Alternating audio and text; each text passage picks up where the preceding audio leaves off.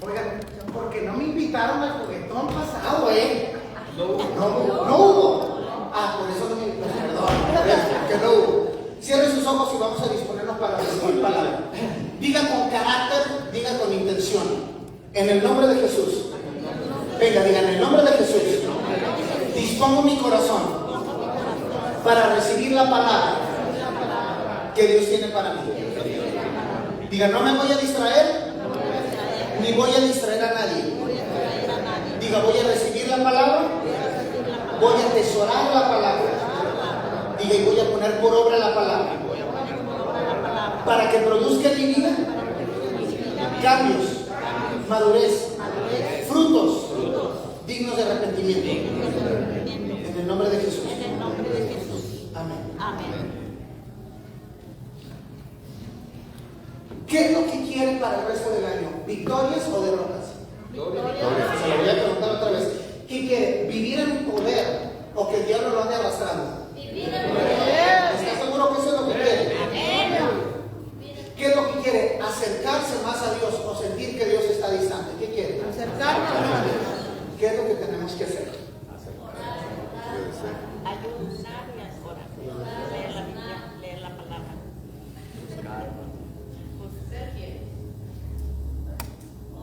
Todas las respuestas que Dios da correctas, todas están enfocadas y causadas a vivir en victoria.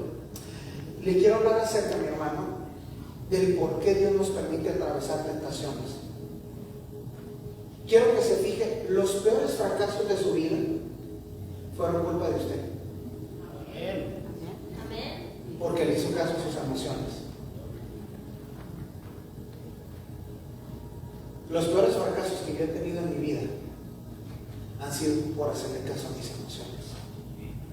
Y las tentaciones no van a terminar, hermano, hasta el día en que muramos. Y le quiero hablar, con la gracia del Espíritu Santo, 5 herramientas bíblicas para vencer la tentación. Porque esto es algo que usted va a seguir encarando. Y hay muchas personas que regularmente piensan que la tentación es nada más para un hombre ser mujeriego, ser borracho, para una mujer ser envidiosa, celosa, peleonera, tóxica, tremendo, pero hay muchas formas. Hay algunos que su tentación es dinero mal habido, transearse a las personas. Hay otros que es echarle mentiras al IRS cada año que va a hacer los taxes. Que el Señor lo reprenda. Pero ¿cómo podemos vencer? Número 1, desenmascar al diablo. Dígale a su vecino, desenmascar al diablo. Volte para acá. La Biblia dice que Satanás se disfraza de ángel de luz. Arranque el disfraz. Porque el diablo es tan puerco, hermano, y tan traicionero y tan inmundamente, asquerosamente mentiroso, que viene y te dice que vas a ganar, pero nunca te dice que vas a perder. Por ejemplo, Adán y Eva les dijo, van a cobrar conciencia del bien y del mal como Dios. Pero nunca les dijo, van a perder la inocencia. Nunca les dijo, van a perder el jardín. Nunca les dijo, ya no van a poder pasear con Dios por las tardes. Dice la Biblia, hermano, que en el fresquecito de la tarde Dios bajaba y caminaba con ellos, platicaba con ellos. Imagínense cómo se sentía Adán, hermano. Me imagino que muchas veces lloraba con amargura y le decía a Eva, hey, ¿te acuerdas? Como a esta hora, mira cómo viene pegando mi sombra. El diablo te dice qué es lo que vas a hacer, pero no te dice. Él encubre el anzuelo del pecado con la carnada del placer. Y le dijo a Adán y a Eva, y saben, perdieron el paraíso, perdieron la inmortalidad, porque ellos eran inmortales, y perdieron la presencia de Dios. A Saúl, hermano, por desobedecer y caer en la tentación de quedarse con las vacas de Amalek, que Dios le había dicho, mátalas a todas, se las quería quedar. Dice la Escritura, perdió el reino y perdió la presencia de Dios. Amén. Esaú, por caer en la tentación de saciar su necesidad temporal de hambre, perdió la bendición de formar parte de la genealogía de Cristo. No deberíamos decir Dios de Abraham, de Isaac y de Jacob, porque Jacob no era el primogénito. Deberíamos de haber dicho Dios de Abraham, de Isaac y de Esaú. Sí, Señor. David, por caer en la tentación con Betsabé, perdió ese hijo, hermano. ¿Se acuerda la primera vez que se le preñada ese niño? No se logró. Salomón fue el segundo hijo de ese matrimonio, no fue el primero. Y lo perdió. Y por haber matado a Urías Eteo, Dios le dijo: siempre va a estar la espada en tu casa, no se va a apartar. Oramos por la paz de Jerusalén y que Dios bendiga, hermano, a los verdaderos israelitas. Pero Israel siempre va a estar en guerra, siempre, por culpa de David. Nunca se va a apartar la espada de su casa. Ananías y Zafira, como todo el mundo, hermano, estaban donando dinero, terrenos para la obra de Dios. Venían y saludaban a los apóstoles y ellos pues se fueron en la emoción, dijeron: vamos a hacerlo. Cuando ya vieron el dinerito, hermano, o como dicen los salvadoreños, vieron el pisto, era tremendo plata. Ya saben que soy mexicano, pero tengo un doctorado en farmacología.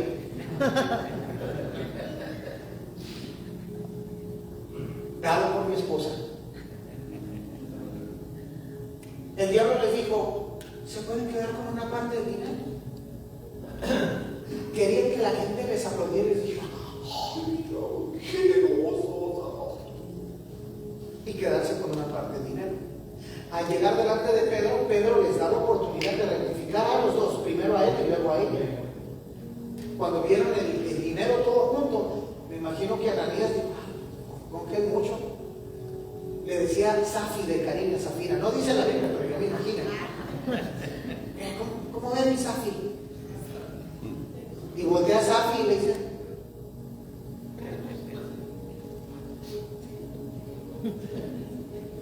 y se quedaron. El diablo les dijo: ¿se pueden quedar con una parte del dinero? ¿Se la quedaron? Sí. El diablo les dijo: se pueden quedar con una parte del dinero, pero nunca les dijo: no lo van a disfrutar. Se van a morir. Llegó él delante de Pedro: ¿en tanto vendiste la propiedad? Sí. No me mentiste a mí, me mentiste al Espíritu Santo. De ratito llega Safi, hermana, y no sabía. Y le pregunté: ¿en tanto vendieron la propiedad, dándole todavía la oportunidad para recapacitar? Sí. Dice: pues los mismos chamacos que sacaron a tu esposo te van a sacar a ti.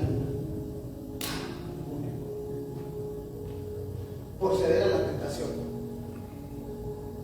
Dice la Escritura que Caín, hermano, por ceder a la tentación de la envidia, perdió a un hermano, producto de sus propias manos. Sansón perdió la presencia de Dios, perdió su llamado y perdió la vida. Él murió antes de tiempo. Judas vino al diablo y le dijo: mira, te puedes hacer una platita. ¿Hizo dinero? Sí. Dice la Biblia: 30 monedas de plata, pero nunca le dijo: vas a perder a tu maestro y vas a perder la vida.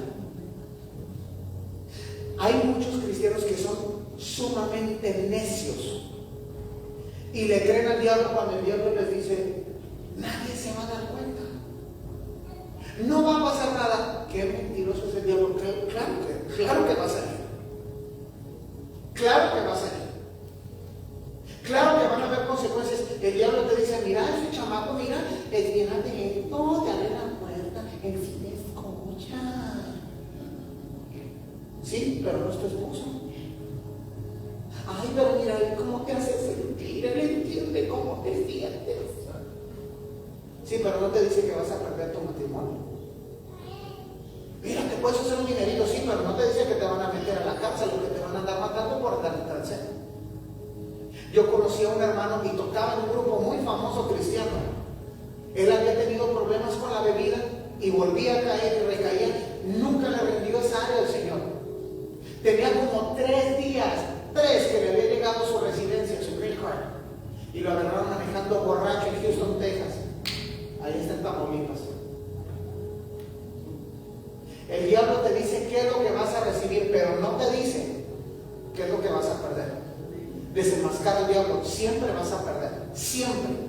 El pecado te va a salir más caro de lo que tú estabas dispuesto a pagar, siempre. Pregúntale a Adán y Eva, a Sansón, a Caín. Judas Iscariote, pregúntales, para que te des cuenta que el pecado es lo más tonto que puedes hacer. Lo más tonto que puedes hacer. Porque siempre, absolutamente siempre, vas a salir perdiendo. Siempre. El pecado te promete libertad y te promete placer. Pero si ya se dio cuenta, hermano, casi todos los que le di en esta lista que cayeron en esta tentación, casi todos murieron a causa de eso. ¿Sí se dio cuenta? ¿Usted cree de verdad que el diablo quiere que usted disfrute? El diablo quiere matarlo. El diablo quiere matarte. La única razón por la cual no te ha matado es porque la gracia de Dios es grande. Pero el diablo quiere matarte. Date cuenta, número 1, desenmascara al diablo. Número 2, predecide ser fiel. Dile a tu vecino, predecide ser fiel. Esa palabra no existe, hermano, pero yo la inventé porque soy muy creativo. ¿A qué me refiero? A lo siguiente. Dice la Biblia acerca de Daniel, y esto habla, hermano, de un carácterzote, de un verdadero hijo de Dios. Daniel propuso en su corazón no contaminarse con la comida y el vino de la mesa del rey. Así que pidió al jefe de los oficiales que no lo obligara a contaminarse. Repita después de mí con carácter. Las batallas se ganan. Dígalo con ganas. Las batallas se ganan antes de pelearlas. ¿Cuándo se ganan las batallas? Antes de pelearlas. ¿Cómo así, hermano? Se la catafixié. ¿Cómo es eso? Daniel no esperó estar sentado en la mesa para pensar, ¿qué hago? ¿Qué hago? No, él ni siquiera estaba sentado a la mesa cuando él decidió, yo de eso no como. Y él ya sabía, si me lo llegaron a poner en la mesa, me aguanto el hambre o me como nomás las verduras. ¿Por qué? Porque según la ley de Moisés, hay leyes dietéticas, hay órdenes para los judíos y hay cosas que ellos no podían comer. Y él estaba dispuesto a arriesgar su vida para agradar a Dios. Él estuvo dispuesto a ir a hacer una petición que lo podía dejar como un ridículo delante de los demás para agradar a Dios. Decida hoy, esta noche o mañana o en 2 días, usted va a enfrentar una tentación. Usted le va a decir que no. No se espere a estar delante de la situación para decir, ¿qué hago? Pecaré, no pecaré, comeré, no comeré. Daniel no hizo eso. Daniel entendió, como dice el apóstol Pablo, que nosotros ya estamos muertos al pecado. Es decir, pecar para el cristiano no es una opción. Ay, y si me echo nomás 3 cervecitas, yo me ponía borracho con un 12-3, no me hace ni cosquillas, hermano. Pero usted sabe de qué vida Dios lo sacó. Nomás me estoy texteando con él. Tú sabes qué es lo que estás haciendo. Todos mis compañeros en el trabajo roban y roban de mucho. Sí, pero tú no eres todo el mundo, tú eres nación santa, eres linaje escogido, eres real sacerdocio. Eres pueblo adquirido por Dios. Tú no eres todo el mundo. Y debemos entender que para el cristiano el pecar ya no es una opción. Dice el apóstol Pablo en Romanos 6, considérense muertos al pecado. El querer estar todavía vivo para el pecado, si según usted ya murió al pecado, es como que anduviera un zombie por la calle, hermano. Eso es un monstruo. Eso ya no es una opción para nosotros. Predecida, en la noche me puede hacer enojar a mi esposo, no le voy a gritar malas palabras. Mañana me puede desesperar mi esposo, no le voy a decir, mira, no, igualito de inútil que tu papá, no sabes hacer nada. No, porque hay mujeres que piensan que los hombres somos muy violentos, hay mujeres que son muy violentas. Aquí a 2, 3 se les ve la cara de testimonio. Y no bajan al hombre de mí, no voy a decir las palabras que usted le dice porque son vergonzosas y no deberían estar en una boca de un hijo de Dios. ¿Qué es eso de andar aventando puertas, quebrando platos, aventando sillas? Se lo digo porque hay cristianos que hacen eso cuando la Escritura dice que quitemos de nosotros el enojo, la ira. Ahora, obviamente, hermano, el enojo es algo normal. pero no tiene que ser agresivo. Usted se puede irar, pero dice la Biblia, no pequéis. Es decir, es posible estar muy enojado y no ofender a la gente. Usted puede decir, ¿sabe qué? Me hace que me sienta de esta manera. Me siento frustrado, me siento ninguneado, me siento ignorado, me siento que me han faltado el respeto, pero sin andar aventando cosas, pegándole a la gente. No creen, hay 2, 3 varones aquí que ya los debieron de haber deportado, deberían estar en Tijuana. Ya saben que tengo el don del espíritu de sospecha. Entienda, mi hermano, de que eso ya no es una opción para el creyente. Va a venir la tentación, voy a obedecer al Señor. Yo ya estoy decidido. Número 3, lea, memorice, medite y ame la Biblia. El rey David escribió en el Salmo 119, en mi corazón he guardado tus dichos para no pecar contra ti. Entre más Biblia tengamos memorizada y la amemos, vamos a tener más victoria sobre el pecado. Más y más y más victoria. ¿Sabe por qué hay hombres y mujeres tan mediocres y cada batalla que enfrentan todas las pierden? Tentación que enfrentan, ¡pum!, tentación en la que caen. Porque la mente está vacía y el corazón está vacío de la palabra. ¿Qué es lo que sucede? La persona que cae en tentación es porque en su mente estaba jugueteando y coqueteando y dándole play a las escenas de lo que quería hacer. Y la Biblia nos dice en Filipenses 4, todo lo que es verdadero, todo lo honesto, todo lo justo, todo lo puro, todo lo amable, todo lo que es de buen nombre, si hay virtud alguna, si hay algo digno de alabanza, en esto, pensar. Porque hay gente que dice, no puedo dejar de pensar en esto. Mentira del diablo. El creyente tiene la capacidad de escoger en qué quiere pensar. Se lo repito. El creyente tiene la capacidad de escoger, así como usted escoge, ¿a dónde vamos a poner comida china? No, otra vez, tacos. Sí, creo que tacos. De la misma forma que usted escoge qué va a comer, porque usted tiene el dinero, usted tiene la capacidad de escoger en qué quiere pensar, porque es la mente y el tiempo de usted. Y dice la Escritura que traigamos cautivo todo pensamiento a la obediencia a Cristo. Todo pensamiento. ¿Cómo le podemos hacer? Leer y releer, memorizar la Biblia hasta que se enamore.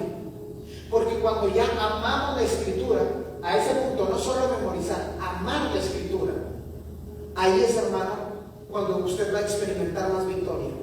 Y le digo porque hay hombres que se saben todos los jugadores de la América. Conocimiento chatarra. ¿De qué te sirve eso? No te va a sacar adelante el día de la angustia. U hombres que son muy soberbios. Yo sé mucho de carros. Mira, este es un motor 3.0. Ni eres mecánico y no le cambias el aceite a tu carro. ¿Para qué? Ahora, si esa es tu profesión, obviamente tienes que saber. Si no, no te vamos a llevar el carro. No vamos a confiar en ti. Pero lo que me refiero es que hay gente que está atiborrada, llena, se desborda, se rebalsa de conocimiento chatarra, información inútil. Eso no te va a sacar adelante. Mujeres que se saben, ay, que mira, están en Veracruz, y mira la Luisita vergüenza, mira con el famoso que andaba. No, yo le he seguido la carrera desde siempre. Eso no te va a sacar adelante el día del problema. Eso no te va a ayudar a amar a Dios, no te va a ayudar a tener victoria sobre el pecado. Debemos invertir tiempo en memorizar y amar la Biblia, en meditar y pensar la Biblia. Yo recuerdo que cuando era pequeño, crecí en la iglesia, había niños, hermano, no estoy exagerando. Había un niño, nunca se me olvida su nombre, Marcelo, todos le decíamos Marcelito. Se sabía el Salmo 119 completo. Lo invitaban a la radio, llegó a estar en programas de radio conmigo cuando los dos éramos niños. Lo invitaban a iglesias, hermano, nomás a recitarlo. Y ahí todos, miren, revisando versículo por versículo, a ver si es cierto que se lo sabían. Había niños en mi iglesia, hermano, que nos sabíamos más de 300 textos. No estoy exagerando. Con todo y cita, porque cada semana aprendíamos de a uno. Entonces, imagínense al cabo de 3 o 4 años. Pregúntenle ahora a los niños, mijo, A ver, el texto que te enseñé hace 2 meses. Mami, quiero chicken nuggets. Papi, ándale, mira, dile al pastor el versículo que te enseñé. Quiero con ranch y papitas, mami. El versículo dijo, ¿me vas a comprar el chicken nuggets? Y luego se pregunta por qué el mundo está patas para arriba. Porque los padres hemos sido sumamente negligentes con nuestros hijos. ¿Sabe por qué el mundo está como está? Porque el mundo le hace falta a Cristo. Y tenemos que cuidar nuestros hogares, memorizar palabra. El centro de la plática en la casa debería ser la Biblia, no chismes de la iglesia. El centro de la plática debería ser la palabra de Dios, la mente y el corazón de Dios, no política. Porque hay unos que dicen, no, si yo no sé enseñarle a mis hijos. Pero ahí se la pasan hablando, no te vas a casar con un güero, hija, porque son bien racistas y son bien feos. No, que no sabes enseñar. Tú estás enseñando un racismo inverso. Tú les estás enseñando a aborrecer a los blancos. Yo conozco gente así. Es más, hay algunos de ustedes que son tacañotes y mezquinos. Porque tu papá o tu mamá te decía, no te vayas a hacer hermano porque ahí les quitan el dinero, sí, les quitan el dinero. Mi comadre va y me dice, es una pedidera de dinero, ay no. Y como que sientes como que traicionarías a tus papás, por eso todavía eres tacaño. ¿Te das cuenta que los papás sí enseñamos? Sí. ¿Sí? Hay algunos que mal educan, pero todos los papás enseñan. Unos enseñan bien, otros mal, la mayoría mal. Bueno, sea usted el que les enseñe a amar la Biblia. Póngalos a leer, usted lea, compártales un versículo de Proverbios, hermano, algo práctico, los frutos del Espíritu, el carácter de un cristiano según 1 y 2 Timoteo, Tito o Efesios, que nuestros hijos sepan cómo se vive Cristo en la casa. A eso Dios nos ha llamado, a leer, memorizar, meditar y amar la palabra. Eso nos va a ayudar, mi hermano, a guardarnos libres de caída. Viera, me da tanta tristeza. Y en cada iglesia, hermano, aquí pudiera haber una, le ruego, no se sienta mal. Pero me da una tristeza, y me quiebra mi corazón ver a madres quebrantadas, hermano, aplastadas de dolor, porque tienen un hijo en las drogas o en la cárcel. ¿Cómo es que llegamos ahí? Por la ausencia de Dios en la casa, la ausencia de Dios en el corazón de nuestros hijos. Llenemos nuestros hogares de la palabra de Dios, todo en la hora de la cena. Mis hijos guardan el teléfono, les voy a compartir algo, 7 minutos, no es una vigilia tampoco, hermano. 7 minutos, compártales, porque eso, hermano, va a llenar sus mentes y sus corazones de Dios y se van a desarrollar como un verdadero creyente. Y esa es nuestra responsabilidad. Número 4, la oración. ¿Cómo puedo vencer las tentaciones? Necesito orar. El Señor Jesucristo nos enseñó en el Padre Nuestro: no nos dejes caer en tentación, mas líbranos del mal. No se refiere, hermano, al mal de, ay, que no me va a pasar nada malo, Señor. Eso hasta alguien mundano lo pide, porque es conveniente. A lo que se refiere es, no me dejes yo hacer el mal. En Mateo 26, 41, el Señor le dice a los discípulos: velad y orad para que no entréis en tentación.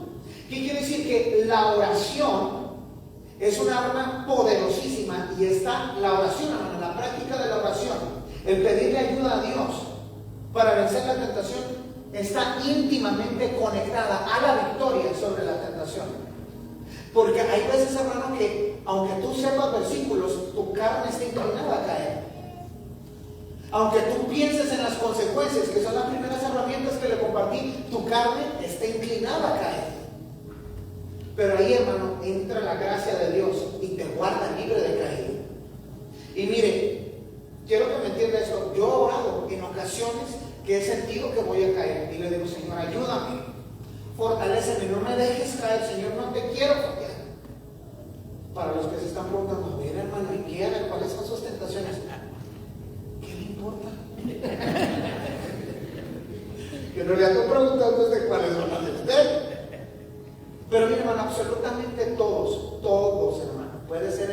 predicador, youtuber famoso, tiktoker más famoso, el pastor con la congregación más grande del planeta. Absolutamente todos tenemos concupiscencia en la carne. La concupiscencia significa malos deseos. Es la naturaleza pecaminosa con la que nacemos. Pero mire, algo bien hermoso que dice la Escritura en Hebreos 1:17 acerca de Cristo. Era preciso que en todo se asemejara a sus hermanos para ser un sumo sacerdote fiel y misericordioso al servicio de Dios, a fin de expiar los pecados del pueblo. Por haber sufrido él mismo la tentación, puede socorrer a los que son tentados. ¿Qué quiere decir? Que Cristo sabe exactamente cómo te sientes. Él te entiende. Pero hay gente que cuando cae, ay, pues es que Dios entiende que soy débil. Él sabe que es posible vencer porque Él lo hizo. Y Él te quiere ayudar, pero ¿sabe por qué hay personas que no oran cuando se sienten tentados?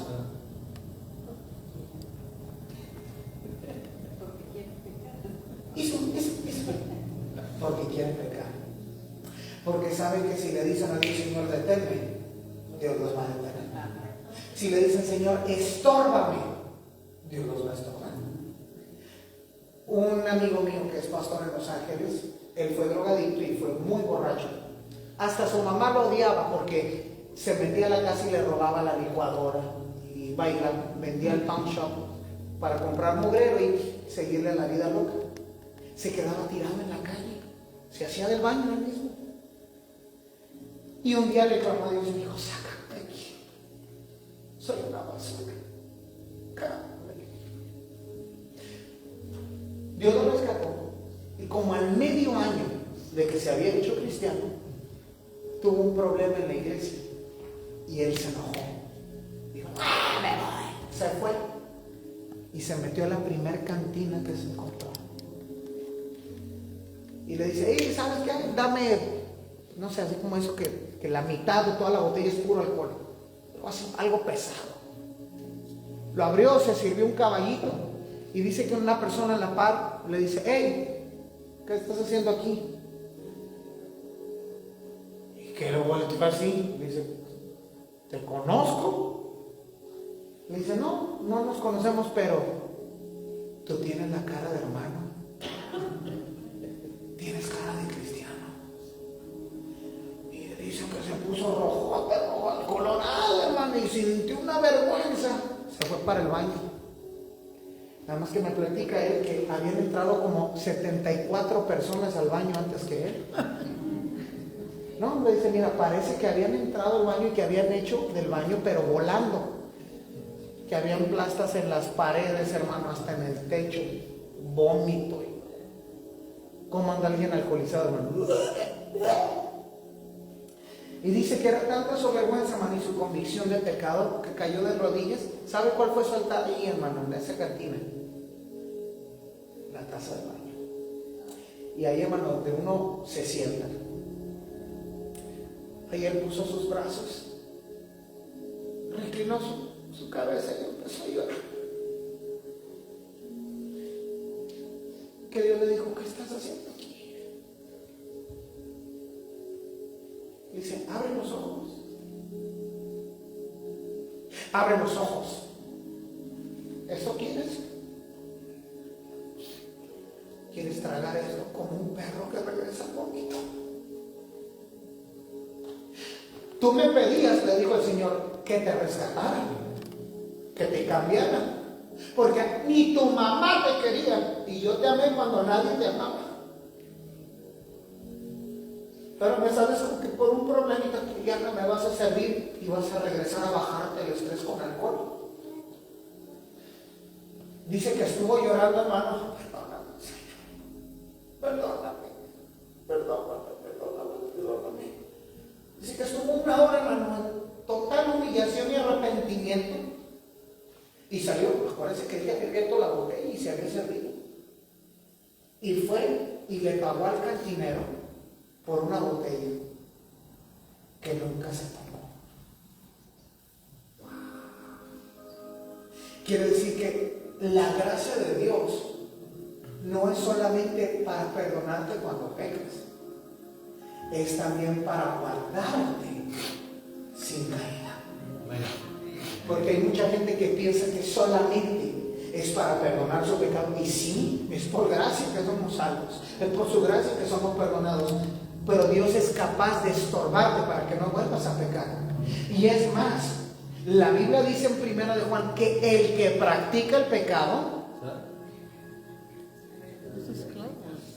el que practica el pecado es del diablo. Porque un hijo de Dios, y usted sabe, si usted ha sido un tibio y a veces ha andado experimentando con el pecado, y aquí lo más mediocre y miserable del mundo es un cristiano tibio, porque ni pecas bien ni buscas a Dios bien. Lo más mediocre del planeta, el amor más miserable del planeta, el que profiesas tenerle al Señor y en realidad estás dividido entre dos pensamientos. Pero es en la gracia de Dios, el poder de Dios no es nada más para perdonarte, no es nada más para hacer milagros así sobrenaturales, no es nada más para sanar cánceres, no es nada más, hermano, para darle vida a alguien que se está muriendo, es para guardarte libre de caída cuando tú tienes ganas de caer. Pero tienes que orar, porque cuando oras el Señor te fortalece. Puede o quitarte los deseos o estorbarte, y al lugar a donde querías ir que esté cerrado, o con la persona con la que querías salir no te conteste. El Señor es poderoso para hacer eso. Pero la razón por la cual mucha gente no ora es porque quieren caer. Si usted está en ese punto, entonces deténgase y órele al Señor. Señor, ponga en mí tanto el querer como el hacer. Deme los deseos para obedecerle, porque sinceramente no los tengo. ¿Usted cree que Dios se va a asustar, hermano, porque usted es honesto? Dígaselo. Señor, siento ganas de pecar.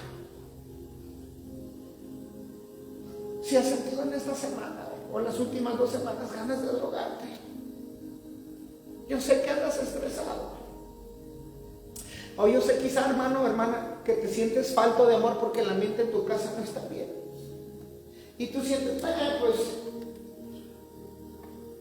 refugiarme en brazos ajenos. O te sientes tentado porque estás pasando escasez económica y sabes, pues pudiera vender esto, o pudiera hacer este tipo de tranza. Sí, pero vas a ofender a Dios. Órale a Dios y dile, Señor, cambia mis deseos,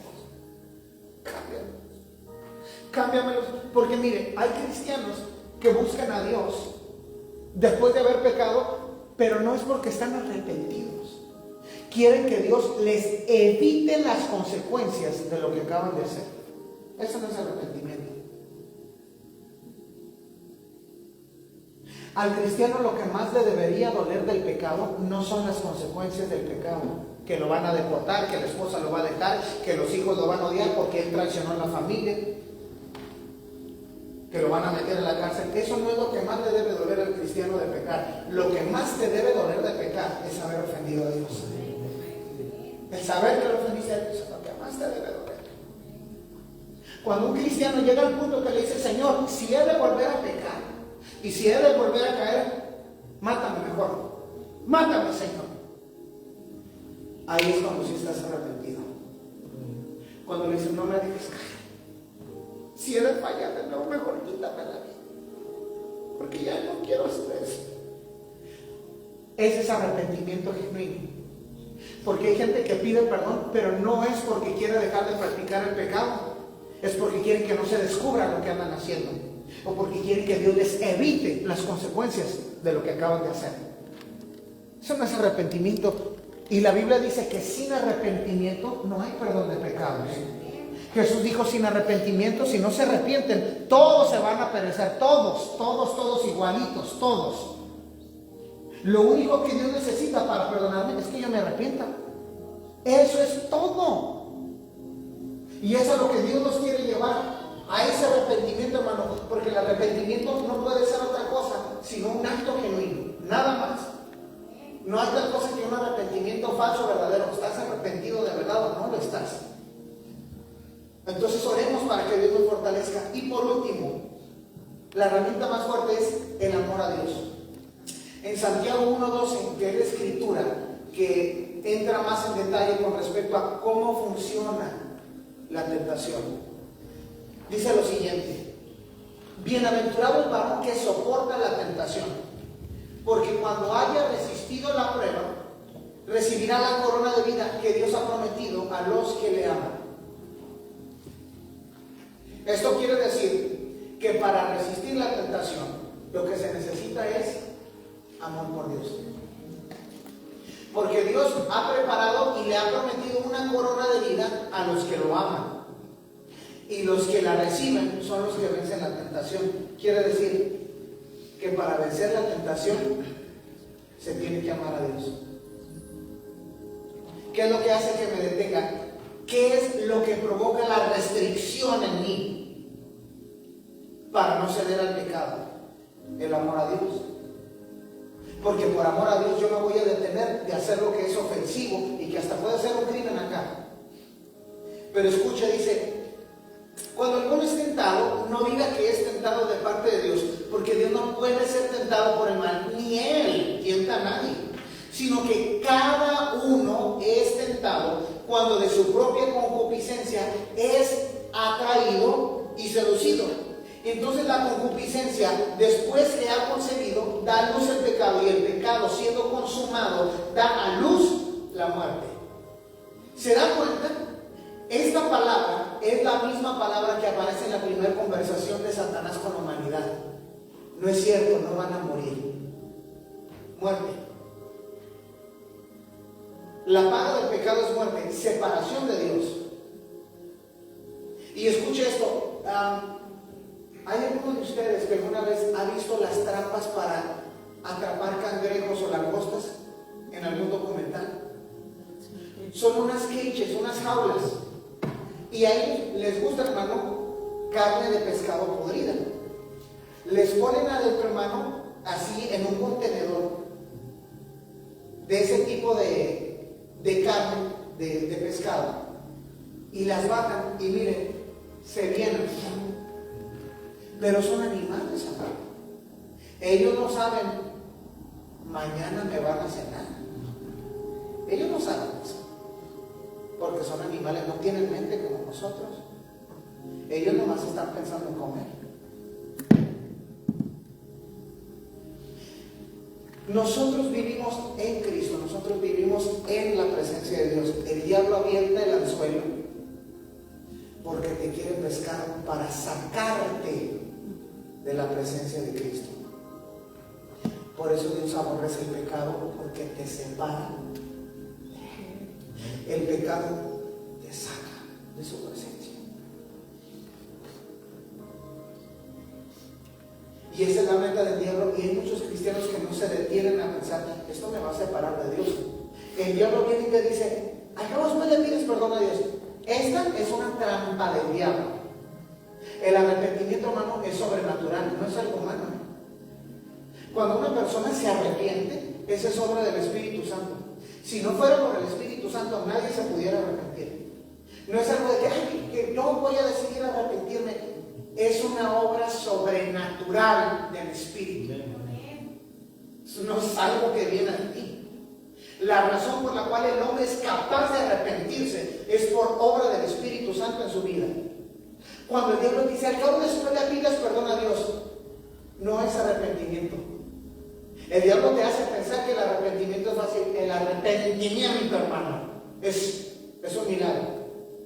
No es humano, porque es solamente el Espíritu Santo que nos convence de pecado y de error. No es tan fácil como tú piensas: después me arrepiento. Si tú estás pensando así antes de pecar, tú le quieres ver la cara a Dios. Tú piensas que Dios es tonto. Estás pero bien equivocado. Porque dice la Biblia: no os engañéis, Dios no puede ser burlado. No ha nacido y no va a nacer jamás la persona que pueda burlarse de Dios. Usted no le va a ver la cara a Dios. No ha nacido y no va a nacer la persona que pueda burlarse de Dios. Si usted piensa: al cabo después Dios me perdona, me termino la botella esta y después me arreglo con Dios, voy a la última cita con esta persona y después me arreglo con Dios, es la última vez que robo de esto y después me arreglo con Dios. Usted no está arrepentido. Y ese disco de arrepentimiento que usted va a tener después no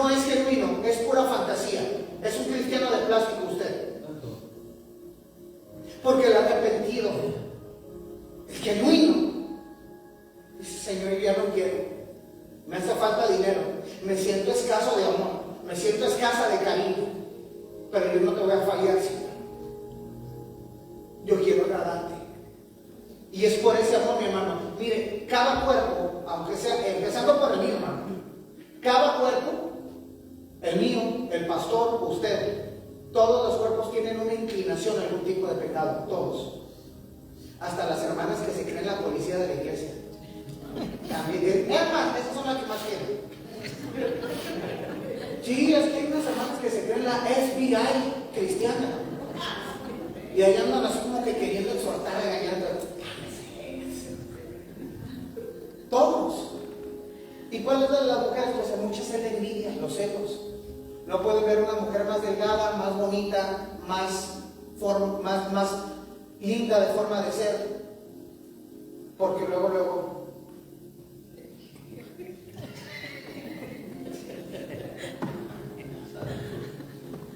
Y a la primera oportunidad, ay, si no, fíjate que esta hermana, ay, no, Dios guarde,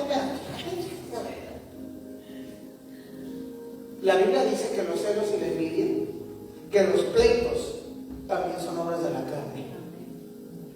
No nomás el hermano que vieron por allá echándose una cerveza, no nomás el hermano que es alegre, eso también es carnalidad, mi hermanita. Hay mucho niño pequeño, mi amor, ¿cómo la veo? Eso también es carnalidad. Y hay mujeres que hasta lo maquillan y son tan hipócritas que disfrazan sus celos y su falta de dominio propio, lo maquillan y lo disfrazan de honestidad y de ser muy directas. Ay, perdón, es que yo soy muy directa, a lo mejor estoy mal, es que yo soy muy clarividosa, siempre he sido así. No, es que no te pudiste controlar. Eres una envidiosa y celosa y tienes cero dominio propio, que es fruto del Espíritu. Por si no lo sabías. No, se lo digo porque hay hermanas que según hasta dicen que las agarra el Espíritu y hablan en lenguas, profetizan, se trepan por las paredes, se bailan de la lámpara, pero no pueden controlar su lengua. Es usted una reverenda teatrera. Es usted una actriz. Aplausos, la vamos a mandar a Hollywood. ¿De qué se trata el poder del Espíritu Santo? Que te controle esa boquita o esa bocota. Amén. Cuando Tienes ganas de ofender y de envidiar y de chismear. Y es tu pura carne. Y estuvo bueno. Si tú de verdad amas al Señor, si de verdad lo amas, tú no vas a querer hacer algo que lo ofenda. Porque eso te va a separar de Cristo. Y si usted es de las personas que dicen, ay, pues, ¿sabe qué? No me importa. Pues déjeme le doy una noticia, usted no es cristiano. Es un visitante, gracias por venir. Pero ese cristiano no es. ¿Cómo voy a atreverme yo a hacer algo que yo sé cabalmente que ofende al Padre? Por lo cual el Hijo tuvo que sangrar. Y algo que contriste al Espíritu Santo de Dios. Es el amor al Señor lo que te detiene del pecado. ¿Y de qué se trata el amor? Dice la Biblia que en esto consiste el amor. No en que nosotros amemos a Dios, sino en que Él nos amó primero. Si usted no se acordaba, le voy a recordar que fue lo que Cristo hizo por usted. De acuerdo a las Escrituras, siendo Dios se hizo carne. Vivió una vida de perfecta obediencia. Era el Cordero de Dios. Fue traicionado por uno de sus discípulos por dinero. ¿Sabe que es algo que me da mucho sentimiento, hermano, de Judas? Que Judas ni siquiera lo vendió, lo fue a limosnear, hermano.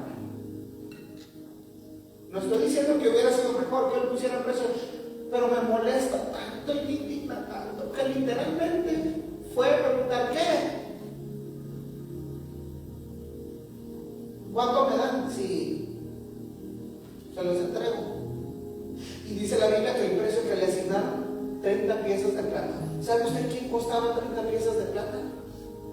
Un esclavo. Un esclavo.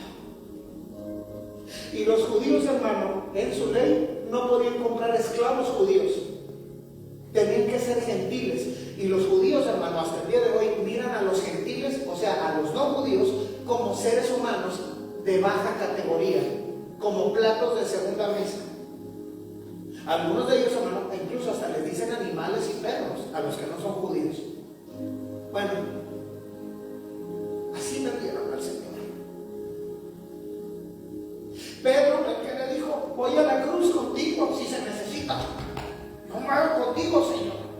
La Biblia dice que lo negó no una vez ni dos, sino 3 veces. A tal punto que en la última ocasión hasta dijo improperios, algo así como, yo no conozco a ese hijo tan loco. Y dice la Biblia que en ese momento Cristo iba saliendo, hermano, y cruzó mirada con Pedro, miró a Pedro, Pedro lo miró a él, y en ese momento cantó el gallo. Y dice la Escritura que Pedro se salió de aquel lugar para llorar.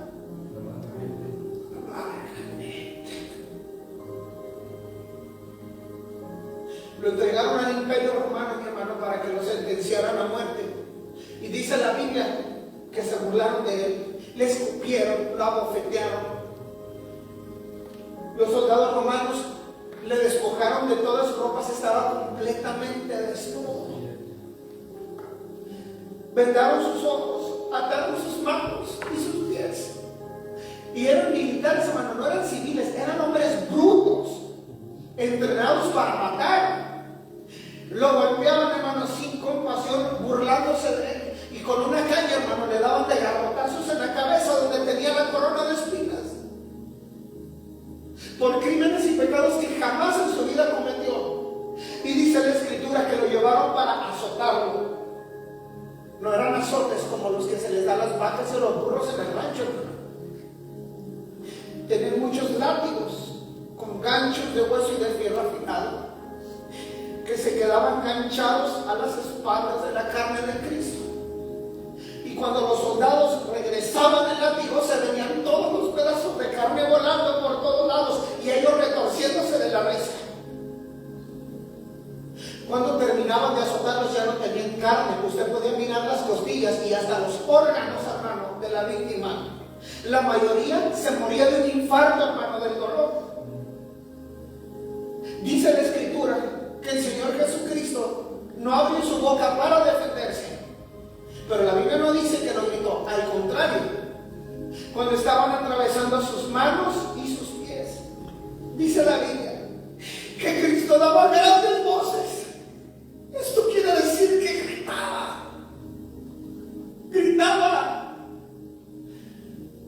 Y quiero que piensen esto para los que son mediocres y dicen, uy, disfruto mi vida, déjame vivir y no me entrego a Cristo. Cristo no dijo, voy a vivir 80 años y luego doy mi vida por ellos. Él no hizo eso. Literalmente, hermano, dio su vida cuando estaba en el apogeo de su vida. Tenía mi misma edad,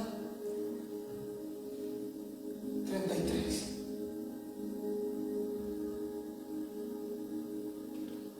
Y dice la Escritura en Hebreos que ascendió al tabernáculo del cielo con un recipiente con su propia sangre y se presentó delante del Padre y le dice, aquí está, Padre, mi vida por la vida de ellos. Y dice la Escritura que el Padre vio ese sacrificio y lo aceptó porque fue hecho perfecto, una sola vez para siempre. Si usted dice, hermanos, que es difícil, por la tentación es difícil, pregúntele a Cristo si es fácil. Él en el Getsemaní le clamaba al Padre y le decía, sí se puede, pero que no se haga mi voluntad sino la tuya. No se había dado cuenta, hermano, no ha caído en cuenta que cuando estaba en la cruz la gente lo tentaba de la misma forma que lo tentó el diablo en el desierto. Si eres hijo de Dios, a ver, usa tu poder, si eres hijo de Dios. Le decían, bájate de la cruz, a ver, bájate. ¿Usted cree que no tenía poder para bajarse? Por favor, hermano, me canso, hermano. Si después de muerto regresó a la vida el tercer día, bajarse de la cruz era tan más fácil. Pero ¿sabe por qué se quedó? Por amor a usted y por amor. Y se lo digo con todo respeto a usted como persona. persona. Pero la sangre de Cristo, hermano, por almas de hombrecillos y mujercillas miserables como nosotros, de tierra, la verdad es mucho precio, hermano, para poco producto. Sin embargo, Él nos amó, a pesar de que usted y yo éramos pecadores, a pesar de que hemos sido rebeldes, mi hermano. Él nos amó. Él no nos necesita, no nos necesita. Eso, hermano, ese amor es lo que me debe llevar a decir: Señor, si mi tentación es la pereza y no quiero prepararme, ni quiero trabajar en tu reino, perdóname, voy a obedecerte.